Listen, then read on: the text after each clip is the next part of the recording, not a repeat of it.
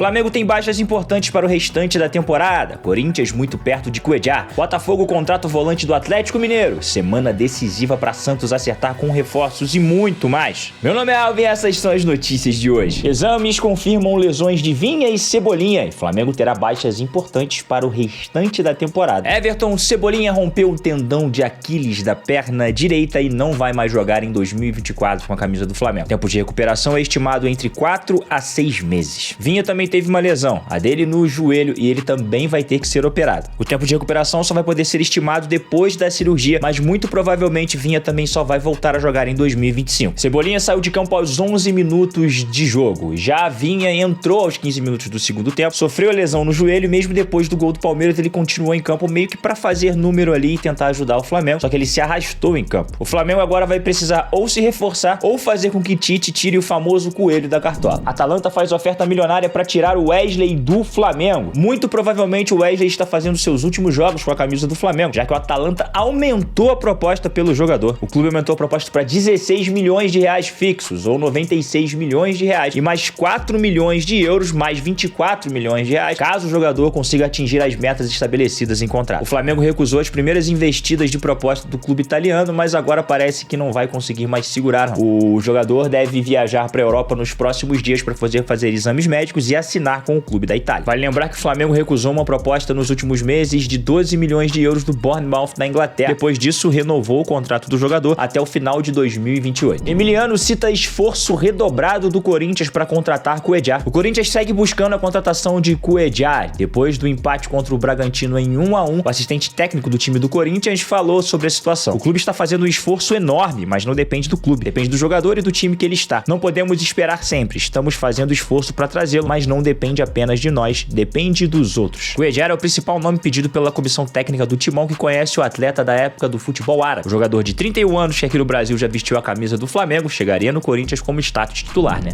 Gonzalo Plata fica fora de jogo no Catar e agita a torcida do Corinthians. Gonzalo Plata não entrou em campo, fez postagens reverentes nas redes sociais e agitou a torcida do Corinthians, que tá muito animada com a chegada do jogador. Mas a diretoria do Timão já falou que é pra ir com calma, que sabe que a contratação do equatoriano é algo muito complicado. O Corinthians já demonstrou que trata a contratação do atleta como prioridade na janela e que está disposto a investir 50 milhões de reais por ele. A primeira proposta do Corinthians feita ao Al Saad foi de 44 milhões de reais e o clube não aceitou. Agora a diretoria do clube, a diretoria do Corinthians e o staff do jogador seguem negociando. Ainda não existe nada fechado, mas a diretoria do Corinthians segue com muito otimismo na negociação. Além de Gonzalo Plata, o Corinthians tenta também Carlos Vinícius do Fulham. O Timão demonstrou interesse no centroavante Carlos Vinícius, que é atleta do Fulham, mas na última temporada estava emprestado ao Galatasaray da Turquia. Os ingleses querem vender o jogador e o staff do atleta enxerga com bons olhos um retorno dele ao Brasil. A sondagem ainda não passou de sondagem para negociação, mas os empresários do jogador estão na Inglaterra e já aceitaram abrir negociações com o Corinthians se a diretoria quiser. Santos tem semana decisiva para acertar com reforços. O Santos vive uma semana importante para poder fechar os reforços para a sequência da temporada. Tem conversas com atacantes, jogadores de meio campo, mas por enquanto só fechou com Biliar. O Wendel Silva, de 23 anos, é um dos nomes. O atleta está jogando no Porto B, lá de